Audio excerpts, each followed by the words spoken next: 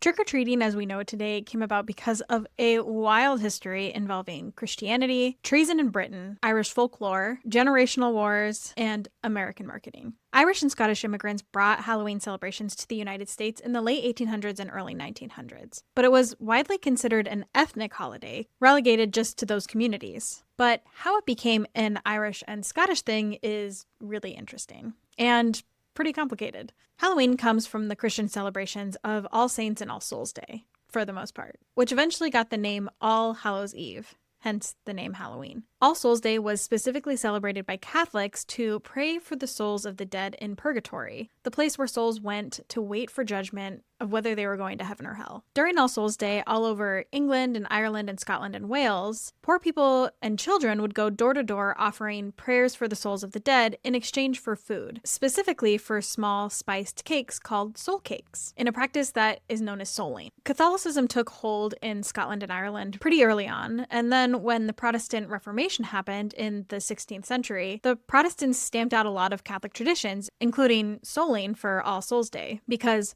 purgatory was a distinctly Catholic idea. Around the same time in England, another fall tradition was shaping how people saw mischief and treats. It was called Guy Fawkes Night. On November 5th, communities lit giant bonfires to celebrate the failed 1605 gunpowder plot, when Catholic conspirators led by Guy Fawkes tried to blow up Parliament and assassinate a Protestant king. Over the years, the holiday turned more and more rowdy and included more of these traditions of bonfires, but also pranks and begging and going door to door to appeal for treats and cash. But while Guy Fawkes Night was overtaking All Souls Day in Protestant England, it remained really contentious in Ireland, where the Protestants were oppressing the Catholic majority. So in Ireland and Scotland, Halloween remained pretty much untouched and morphed into this blend of holidays, including Catholic rituals of All Souls Day, the ancient Celtic pagan focus of the supernatural, like in the traditional Samhain, and then rolled into these pranks and mischief, which brings us back to the Irish and Scottish immigrants in the United States, which will continue in part 2.